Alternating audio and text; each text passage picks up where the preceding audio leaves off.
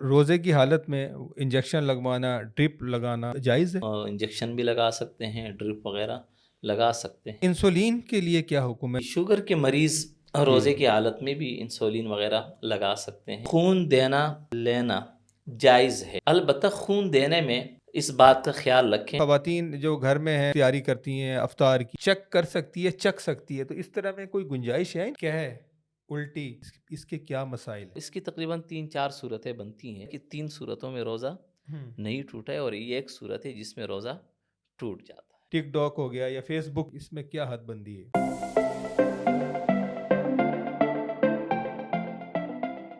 السلام علیکم، hello every one, it's me Abbasi and you are watching Zigo prime. سب سے پہلے آپ سب کو رمضان کریم کی بےحد مبارکباد۔ جیسا کہ آپ کو پتہ ہے کہ رمضان کریم کا بابرکت مہینہ شروع ہو چکا ہے، تو ہمارا جو آج کا پروگرام ہے بیسیکلی اسی ٹاپک سے ریلیٹ کرتا ہے کہ ہم رمضان کی افادیت پہ بات کریں اور اس کے اندر جو مسائل ہیں کہ ہمیں رمضان میں کے اندر کن چیزوں کا خیال کرنا ہے، کیا چیزیں کرنی ہیں کیا نہیں کرنی۔ تو آج کا جو میری ایپیسوڈ ہے بیسیکلی ان چیزوں سے بلونگ کرتی ہے۔ تو اس سلسلے میں میرے ساتھ ہیں مفتی نعمت جمیل صاحب، جو کہ آج میری اسپیشل ریکویسٹ پہ یہاں تشریف لائے ہیں۔ تو چلتے ہیں مفتی صاحب کی طرف اور پروگرام کا باقاعدہ آغاز بھی کرتے ہیں اور سوالات کا سلسلہ شروع کرتے ہیں۔ السلام علیکم مفتی صاحب۔ وعلیکم السلام ورحمۃ اللہ وبرکاتہ۔ رمضان بےحد مبارک ہو آپ کو۔ خیر مبارک ہو۔ سب سے پہلے تو میں آپ سے یہ ریکویسٹ کروں گا رمضان کریم کی تھوڑی سی افادیت پہ آپ بات کریں، پھر ہم آپ سے سوالات کا سلسلہ انشاءاللہ شروع کریں گے، تو پلیز۔ بسم اللہ الرحمن الرحیم، الحمدللہ۔ رمضان المبارک کا بابرکت مہینہ اللہ تبارک و تعالیٰ نے ہمیں عطا فرمایا۔ یہ اتنا بابرکت مہینہ ہے کہ حضرت انس رضی اللہ تعالیٰ عنہ سے روایت ہے کہ سرکار دو عالم صلی اللہ علیہ وسلم رجب کا چاند دیکھ کر کے اللہ تبارک و تعالیٰ سے یہ دعا مانگتے تھے، اللہم بارک لنا فی رجب و شعبان وبلغنا رمضان، کہ اللہ رجب اور شعبان کے مہینوں میں ہمارے لیے برکتیں عطا فرما اور ہمیں رمضان المبارک کے مہینے تک پہنچا۔ سبحان اللہ۔ یعنی رمضان المبارک کا یہ مہینہ اتنا بابرکت ہے کہ رسول اللہ صلی اللہ علیہ وسلم 2 مہینے پہلے سے اس کے لیے اللہ تبارک و تعالیٰ سے دعائیں مانگتے تھے۔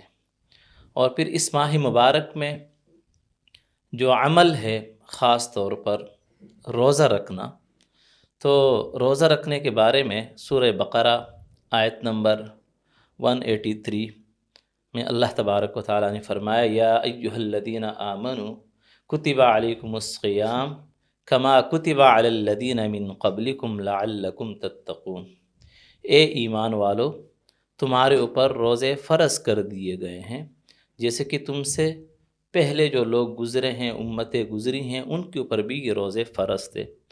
اور اس روزے کا جو مقصد بتایا، لعلکم تتقون، تاکہ تمہارے اندر تقوی آ جائے، پرہیزگاری آ جائے، گناہوں سے بچنے کا جو طریقہ ہے، سلیقہ ہے، وہ آ جائے اور گناہوں سے بچ سکیں۔ اور جب ہم گناہوں سے بچیں گے تو اللہ تبارک و تعالیٰ کے مقرب بنیں گے۔ روزے کا یہ عمل بھی ایسا ہی ہے کہ اس کے ذریعے سے انسان میں تقوی آتا ہے، جب تقوی آتا ہے تو وہ گناہوں سے بچتا ہے، جب وہ گناہوں سے بچتا ہے تو اللہ تبارک و تعالیٰ کا مقرب بندہ بنتا ہے۔ بے شک بے شک۔ اللہ تبارک و تعالیٰ آخر تک اس ماہ مبارک میں ہمیں روزے رکھنے کی توفیق عطا فرمائے، آمین، اور گناہوں سے بچنے کی توفیق عطا فرمائے۔ آمین آمین۔ مفتی صاحب، پہلا میں آپ سے سوال کروں گا، بڑا کامن سوال ہے لیکن ظاہر ہے ہر بندہ یہ پوچھنا بھی چاہتا ہے، بلا عذر کچھ لوگ روزہ چھوڑ دیتے ہیں، تو سر اس سلسلے میں کیا حکم؟ دیکھیں، جیسے کہ ابھی آپ حضرات کے سامنے نا یہ سورہ بقرہ کی آیت مبارکہ میں نے تلاوت فرمائی، اور رسول اللہ صلی اللہ علیہ وسلم کے دعا جو انہوں نے مانگی ہے اس ماہ مبارک کے لیے، صرف اسی کو اگر سامنے رکھا جائے تو وہ بڑا بد نصیب ہوگا جو اس مہینے کے روزہ رکھنے سے وہ محروم رہے بغیر کسی عذر کے۔ ہاں، اگر کوئی عذر ہے تو شریعت نے معذوروں کے لیے اس میں چھوٹ رکھی ہے، ان کو اجازت دی ہے۔ لیکن ایک حدیث ہے جس میں رسول اللہ صلی اللہ علیہ وسلم نے فرمایا کہ جس شخص نے شرعی کسی مجبوری اور مرض کے بغیر اگر اس نے روزہ چھوڑ دیا تو اس کے بعد چاہے وہ ساری زندگی روزے رکھتا رہے لیکن اس کو یہ فضیلت حاصل نہیں ہو سکتی۔ اچھا، اس لیے رمضان المبارک کا مہینہ جب اللہ تبارک و تعالیٰ عطا فرما دے اور تو اس ماہ مبارک میں روزہ رکھنے کا اہتمام کرنا چاہیے تاکہ ہمیں اس کی فضیلتیں بھی حاصل ہو جائیں اور اس پر جو وعیدیں ہیں ان وعیدوں سے ہم بچ سکیں اور ان سزاؤں سے ہم بچ سکیں۔ یہ شرعی عذر بیسیکلی ہیں کیا کیا؟ دیکھیے شرعی عذر جیسے سفر، یہ بھی ایک عذر ہے۔ ایسی بیماری کہ روزہ نہیں رکھ سکتے، روزہ رکھنے سے کوئی بیماری بڑھ سکتی ہے، یا کوئی مسلمان دیندار ڈاکٹر حکیم بتا دے کہ روزہ رکھنا آپ کے لیے اس بیماری کی حالت میں نقصان دہ ثابت ہو سکتا ہے، تو یہ شرعی عذر ہے، اس کی وجہ سے آپ روزہ نہ رکھیں۔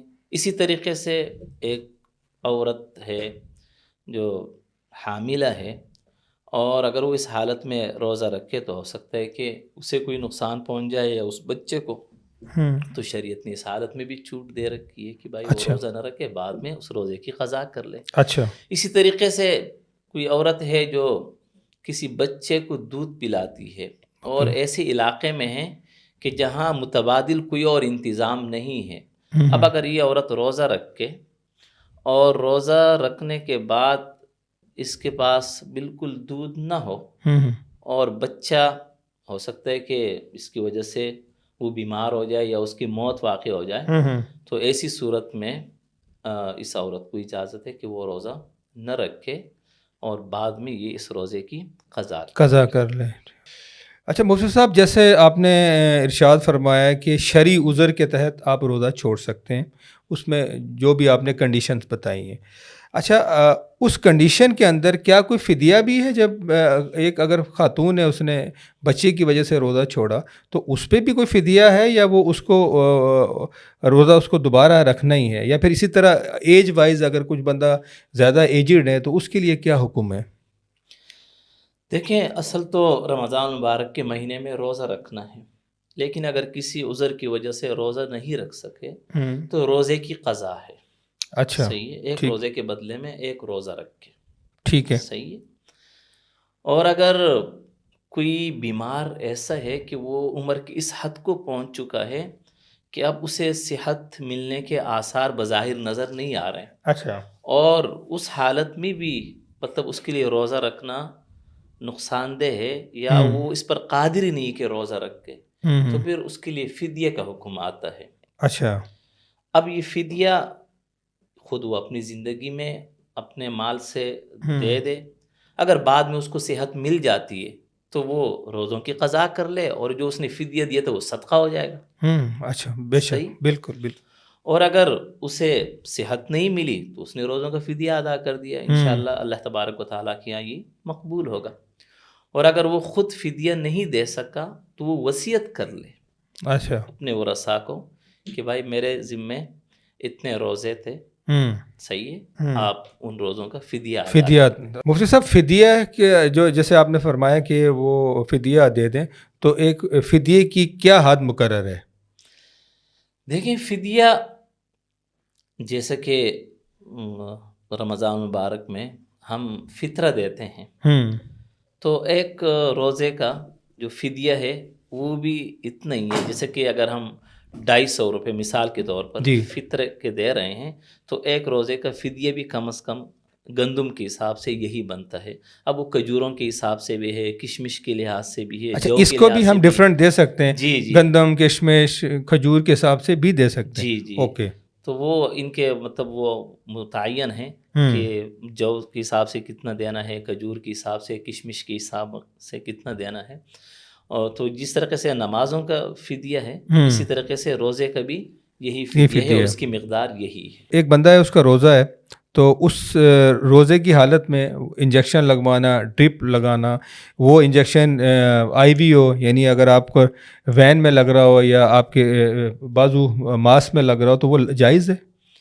جی، روزے کی حالت میں کسی بیماری عذر کی وجہ سے آپ انجیکشن بھی لگا سکتے ہیں، ڈرپ وغیرہ، لگا سکتے ہیں، کوئی مسئلہ نہیں، اس سے روزے پر کوئی اثر نہیں پڑتا۔ اس سلسلے میں انسولین کے لیے کیا حکم ہے، جو پیٹ میں ایک انجیکشن لگتا ہے شوگر پیشنٹ جو لگاتے ہیں؟ جی، شوگر کے مریض روزے کی حالت میں بھی انسولین وغیرہ لگا سکتے ہیں، اس سے بھی روزے پر کوئی اثر نہیں پڑتا۔ اچھا، خون دینا یا پھر خون لگوانا، اس سلسلے میں کیا حکم ہے؟ خون دینا اور خون لینا جائز ہے، اوکے، البتہ خون دینے میں اس بات کا خیال رکھیں کہ جس مریض کے لیے آپ خون دے رہے ہو، اگر وہ مریض مطلب اس کو بہت ہی سخت ضرورت ہے، مجبوری ہے، تو اسی صورت میں تو آپ روزے کی حالت میں خون دے دیں۔ لیکن اگر وہ مریض اس حالت میں نہیں ہے بلکہ آپ افطاری کے بعد بھی ان کو خون دے سکتے ہو، تو آپ افطاری کے بعد اسے خون دے دیں تاکہ آپ پر کوئی کمزوری نہ آئے اور آپ کا روزہ متاثر نہ ہو۔ لیکن اگر بیمار کی کنڈیشن کوئی زیادہ ہی خراب ہے، ارجنسی ہے دینے کی، ایمرجنسی ہے، تو آپ خون دے دیں، لیکن خون دینے میں خون لینے والے اس بات خیال رکھیں کہ آپ کے بدن میں کوئی کمزوری نہ آئے جس کی وجہ سے آپ کا روزہ متاثر ہو جائے۔ باقی خون دینا اور لینا ٹیسٹ وغیرہ کے لیے جائز ہے۔ اوکے، یہ بھی آپ نے اچھا کہہ دیا کہ فرض کریں اگر کوئی ایمرجنسی میں ٹیسٹ کروانا ہو، بلڈ ٹیسٹ کروانا ہو، تو آپ اس سلسلے میں خون دے سکتے ہیں۔ یہ جو نیبولائز کرتے ہیں، کچھ لوگوں کے ساتھ یہ سانس کی بیماری ہوتی ہے، تو نیبولائز کرنے کے لیے اوبیسلی اس کے اندر کچھ میڈیسن بھی ڈالتے ہیں، تو اس سلسلے میں کیا حکم ہے؟ روزے کی حالت میں نیبولائز وغیرہ استعمال کرنا نہیں چاہیے۔ اچھا، اس لیے اس کے اندر دوا وغیرہ ڈالی جاتی ہے، اس کے جو ذرات ہیں وہ اندر چلے جاتے ہیں، اس سے روزہ ٹوٹ جائے گا۔ اس لیے بہتر یہی ہے کہ روزے کی حالت میں نیبولائز وغیرہ نہ کریں، لیکن اگر مجبوری ہے، بیماری ایسی ہے کہ مطلب اس کے علاوہ کوئی اور حل نہیں ہے، تو نیبولائز لگوا لیں اور بعد میں اس روزے کی قضا کر لیں۔ بہتر۔ اچھا، ایک بیچ میں تھوڑا سا میں آپ سے تھوڑا سا ڈی ٹریک تو نہیں ہوں گے، لیکن ایک سوال ہے، ایک کچھ روایت ہے کہ کچھ لوگ ایسے ہیں کہ رمضان سے ایک آدھ دن پہلے ایک سلامی کا روزہ میں نے سنا ہے، تو یہ حضرت اس کی کیا حقیقت ہے؟ کوئی ایسی چیز ہے؟ دیکھیں، سلامی کا روزہ شریعت سے ثابت نہیں ہے، وہ بعض لوگ استقبال رمضان کے خوشی میں 29 یا 30 شعبان کا روزہ رکھتے ہیں، تو یہ ٹھیک نہیں ہے، بلکہ رمضان سے پہلے تو 1-2 دن پہلے روزہ نہیں رکھنا چاہیے تاکہ آپ رمضان کے لیے طاقتور بن جائیں اور رمضان کے روزے ٹھیک طریقے سے رکھ سکیں۔ البتہ جن لوگوں کا معمول ہے کہ وہ پیر اور جمعرات کا روزہ رکھتے ہیں، بالکل، اگر اتفاق سے 29 یا 30 شعبان کو پیر کا دن آ رہا ہے یا جمعرات کا، اور آپ کا پہلے سے معمول ہے ان دنوں میں روزہ رکھنے کا، تو پھر یہ ایسے لوگوں کے لیے اس دن روزہ رکھنا جائز ہے۔ باقی عام سلامی کے نام سلامی کے لیے جو کچھ روزہ نہیں ہے۔ اچھا مفتی صاحب، ایک چیز ہے کہ میں نے سنا ہے یہ کہ کچھ خواتین جو گھر میں ہیں ان کے جو تیاری کرتی ہیں افطار کی یا پھر کھانے کی تیاری کر رہی ہوتی ہیں شام کے لیے، ظاہر ہے اس خاتون کا اپنا روزہ ہوتا ہے، تو میں نے سنا ہے کہ وہ نمک مرچ یا اس طرح کی چیزیں اگر کوئی اور اس کے بعد آپشن نہیں ہے تو وہ چیک کر سکتی ہے، چکھ سکتی ہے، تو اس طرح میں کوئی گنجائش ہے ان خواتین کے لیے؟ جزاک اللہ، آپ نے اس سوال کا جواب دینا میرے لیے آسان کر دی کہ آپ نے کہا اگر اس کے پاس کوئی اور آپشن نہیں۔ جی بالکل، تو اس یعنی ایک بندے کی ایک ہی شادی ہے، 2 وائف نہیں ہے، تو اس سلسلے میں اس سلسلے میں بات یہ ہے کہ پہلی بات تو یہ کہ روزے کی حالت میں اس طرح کی چیز چکھنا وغیرہ نہیں چاہیے، اچھا، احتیاط کرنی چاہیے۔ لیکن اگر فقہاء اکرام نے لکھا ہے کہ اگر کوئی عورت ایسی کہ اس کا شوہر جو ہے نا وہ سخت مزاج کا ہے، یا گھر کے اندر بلڈ پریشر وغیرہ کے مریض ہیں، بالکل ایسے اب ہے، ان کی رعایت رکھنی پڑتی ہے، تو ایسی صورت میں اور کوئی اور ایسا نابالغ بچہ یا بچی نہیں ہے کہ ان کے ذریعے سے چکھوا لیں، متبادل کوئی انتظام یا پھر اس دن کوئی گیسٹ آ رہے ہوں، فرض کریں شام میں کوئی افطار کا پروگرام ہے، تو خاتون کے لیے بڑا یہ برا لگتا ہے کہ نمک مرچ کم ہو جائے، خامی ہو جائے، ہاں ایمبیریسنگ ہو جائے گا۔ جی، تو پھر ایسی صورت میں اگر کوئی متبادل نہیں ہے تو وہ اس کھانے پینے کی جو بھی چیز ہے ہوں اس کو زبان پہ رکھ کے چکھ لے اور تھوک لے اس کو. تھوک دے. ہاں اچھا. اس کو اگر بالفرض خدا نخواستہ اس کا کوئی بھی ذرہ اگر حلق کے اندر چلا گیا تو پھر روزہ ٹوٹ جائے گا, روزہ متاثر ہو جائے گا. حضرت دانت کی تکلیف اللہ کہتے ہیں دشمن کو بھی نہ ہو, اتنا اس کے شدید درد ہوتا ہے. تو اس سلسلے میں کیا حکم ہے کہ اس روزہ رکھ کے آپ دانت نکلوا سکتے ہیں؟ اگر ڈاکٹر کہتا ہے کہ اور کوئی حل نہیں, الٹیمیٹ یہی سولوشن ہے کہ آپ نے دانت نکالنا ہے, تو اس میں کیا حکم ہے؟ یہ روزے کی حالت میں دانت ہے, داڑھ ہے, یہ آپ نکلوا سکتے ہیں. صحیح ہے. اور یہ کہ اس کا جو خون وغیرہ ہے وہ حلق میں نہ جائے, بس اچھا, احتیاط یہ ہو کہ خون وغیرہ حلق میں نہ جائے. تو داڑھ اور دانت آپ اپنی طرف سے پوری کوشش کرنی ہے کہ جی. اور اگر بالفرض خون وغیرہ حلق میں چلا گیا تو روزہ ٹوٹ جائے. اچھا, قضا لازم ہوگی. تو حضرت کچھ لوگوں کو ایک بیماری ہوتی ہے مسوڑوں میں جو ہوتے ہیں گمس یا مسوڑے, ان میں سے بلڈ آتا ہے, بلیڈنگ ہلکی ہلکی رہتی ہے, تو اس سلسلے میں کیا حکم ہے پھر؟ بس وہی کہ اس کو حلق میں نہ لے کر جائیں, بس اچھا, اس کو تھوک لیا کریں. اچھا حضرت, اگر ایک بندے کا روزہ ہے اور خدا نخواستہ کوئی چوٹ لگ جاتی ہے, بلیڈنگ ہوتی ہے کسی بھی باڈی میں کسی بھی حصے سے ہوتی ہے, تو اس میں کیا حکم ہے؟ روزہ فاسق تو نہیں ہو جائے گا؟ نہیں, اس سے روزے پہ کوئی اثر نہیں پڑتا ہے. ظاہری جسم سے کہیں سے بھی اگر خون نکلے اس طریقے سے, اچھا, وہ اندر تو نہیں جا رہے نا. جی, اندر تو نہیں جا رہا, لہٰذا اس سے روزہ متاثر نہیں ہوگا, روزہ برقرار رہے گا. اچھا. مفتی صاحب, بچے آپ کو پتہ ہے ضد کرتے ہیں روزہ رکھنے کے لیے, اور کبھی کبھی ان سے پوچھو کہ روزہ کہاں رکھا ہے, تو وہ موسٹلی میرے جتنے بھی بتیجے ہیں وہ کہتے ہیں جی فریج میں رکھا ہوا. تو ان کے لیے سر کیا سلسلہ ہے کہ بچوں کو کس عمر سے روزہ ان کا سٹارٹ ہوتا ہے؟ ایک یہ سوال ہے, اور اس سے ریلیٹ کرتا ہوا سوال یہ ہے کہ سر چھوٹی عمر کے جو بچے ضد کرتے ہیں وہ روزہ رکھنا چاہیں تو رکھ سکتے ہیں, اور اگر وہ توڑ دیتے ہیں تو کوئی شرعی عذر تو نہیں ہے؟ ویسے روزہ رکھنے کے لیے عاقل بالغ ہونا ضروری ہے. ٹھیک ہے, صحیح ہے. اگر کسی لڑکے یا لڑکی میں بلوغت کی جو علامتیں ہیں اگر وہ پائی جائیں تو ان پر روزہ رکھنا فرض ہوگا. اوکے. اور اگر کسی بچے یا بچی میں بلوغت کی کوئی اور علامت ظاہر نہ ہو اور ان کی عمر 15 سال ہو جائے تو 15 سال کی عمر میں ان کے اوپر روزہ رکھنا فرض ہوگا, چاہے بلوغت کی کوئی اور علامت پائی جائے یا نہ پائی جائے. بس یہ 15 سال ہونا ہی روزہ رکھنے کے لیے بس یہ حد ہے, اور یہ ان پہ روزہ فرض. چھوٹا بچہ جو 14 سال کا تھا, 13 سال کا تھا, وہ روزے رکھا ہے, 5 رکھے 6 رکھے, لیکن ایک دن اس کا موڈ نہیں ہوتا, وہ کہتا ہے جی آج میں نہیں رکھتا, آدھا رکھا اور 12 بجے وہ کہتا ہے جی میں نے روزہ کھولنا ہے, آج تو آدھی داڑھ کا روزہ تھا, آج چڑیا روزہ تھا. تو سر ایسے بچوں کے لیے کیا آپ کا؟ جی, نابالغ بچہ اگر روزہ رکھ لے اور اگر وہ دن میں توڑ دے, آدھے میں روزہ توڑ دے, تو بچوں پر قضا بھی نہیں ہے اور کفارہ بھی نہیں ہے.